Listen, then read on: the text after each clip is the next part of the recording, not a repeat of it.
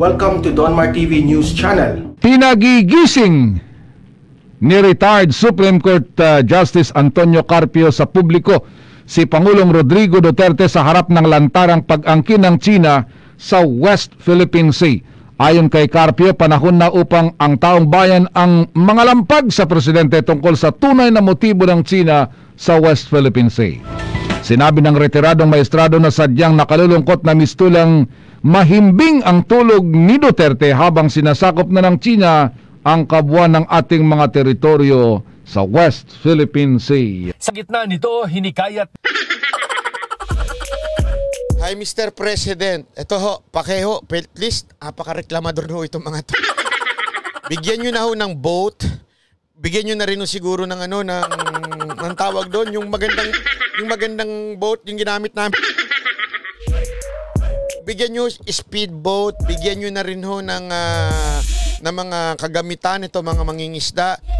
Bigyan nyo na rin ho sila ng cellphone, bigyan nyo na rin ho sila ng mga telebisyon, bigyan nyo na rin ho ng lahat para matulog na lang sila sa bahay nila. At yung mga sundalo na lang ho, mga Coast Guard na mangisda para sa kanila. Kahiyang-hiya naman ho tayo sa kanila eh. Ha? Grabe ah! Ni retired Senior Associate Justice Antonio Carpio ang mga Pilipino na gisingin si Pangulong Rodrigo Duterte. Shout out to President Duterte. Shout out. Hindi na ho, wala na ho. Iba na ho ang ginagamit nila ngayon, hindi na shout out. Ha? Hindi na ho shout out. Ano ba yun? MLSO na. Baguhin mo na yan. Luma na yung shout out. That China is not in possession of the West Philippine Sea. Hindi ba na nga, hindi na shout out, MLSO. Shout out loud. Shout out so loud. that President Duterte will wake up from his sleep under his kulambo and admit to the nation the truth. China is not in possession of the West Philippine Sea. Dagdag ni Carpio, 7% lang. China is not in possession of West Philippine Sea. Wait. Ng kabuuang West Philippine Sea ang kontrolado ng China. Wala pang pahayag kaugnay nito ang palasyo. Pero para sa maritime law expert na si Professor J. Batumbakal, nakakatuwang may pahayag na ng suporta ang gobyerno sa mga mangingisda. Long time in coming na yan kasi nga yung mga mangingisda natin nawawalan ng mga fishing grounds, naitsapuera sila. Chino Gaston nakatutok, 24 oras. Eto anong sabi ni Carpio? Sabi ni Carpio, ha? Hindi daw sa sa China. Pag daw ganyan gayaan. Yan ang sinabi ni Carpio. Etong si Carpio, para hong ngayon lang nagising. Bakit to? Bakit ko nasabing ngayon lang nagising? Parang ngayon lang niya alam na naandun na yung mga Chinese. Parang ngayon lang na naandun ng Chinese.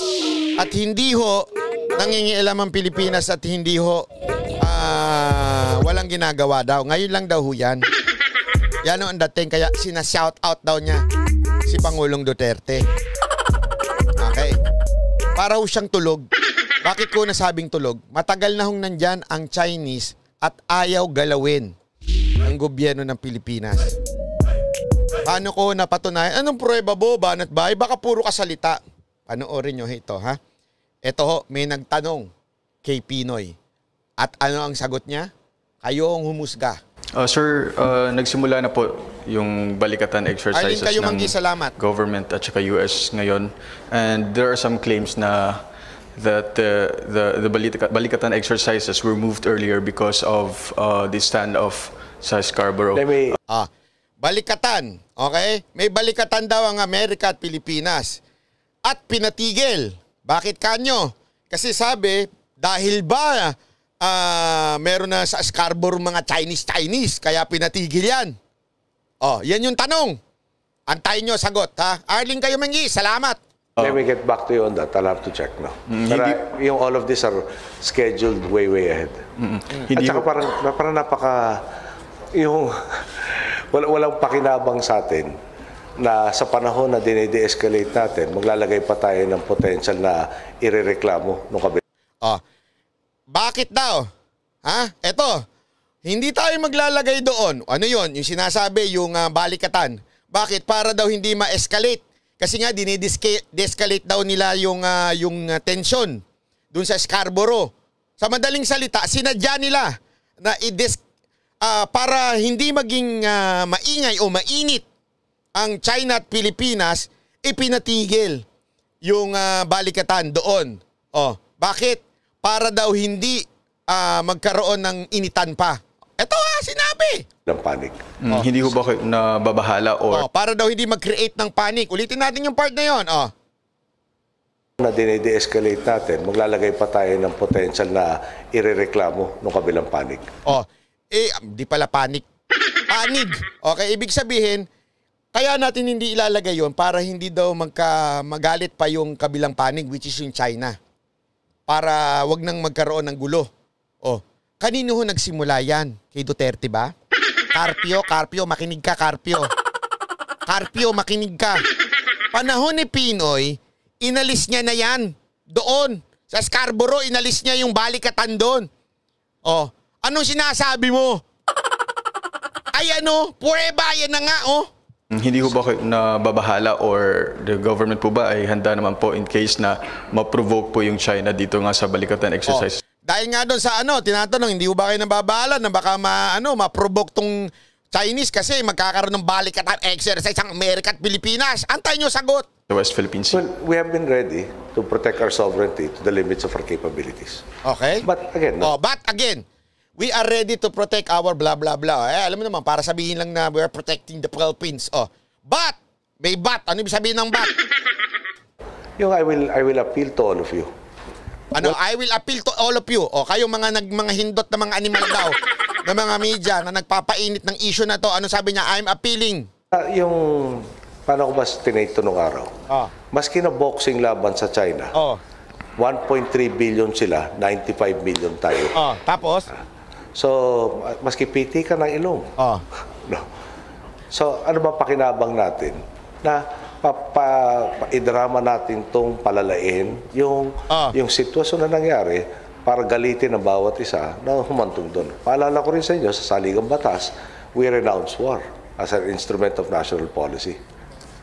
And I am bound to follow that. Ang linaw. Sinabi ni Pinoy, ayaw niyang kantiin ang China. Kaya ayaw niyang ituloy doon yung balikatan. So sa madaling salita, sa kanya unang nawala. At Carpio, nasa posisyong ka noon. Nung ganyan, bakit di ka nagdadaldal noon? Bakit hindi ka nagdadaldal noon? Ha? At ngayon ka nagdadaldal. Bakit? Kita mo na kung gaano kayo ka-plastic?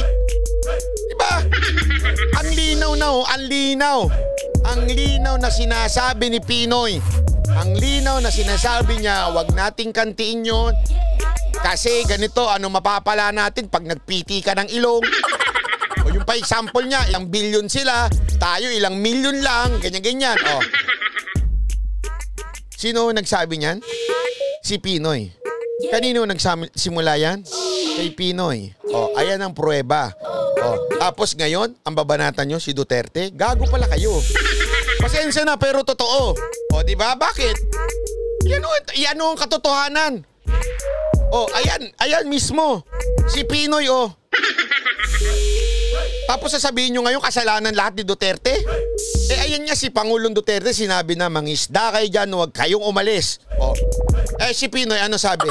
Huwag na natin gantiin, huwag na natin tuloy yung balikatan exercise na yan. Ano nga sinabi ko naman, paano ko din yan? Huwag na natin gantiin kasi pag nagkapiti ka ng ilong yan, talon-talo tayo sa dami nila. Kanino una nang galing yung ganyang klase ng pananaw? Kay Pinoy. Bakit ngayon nyo lang sinisita si Pangulong Duterte? Anong tawag sa inyo? Plastic o rakan?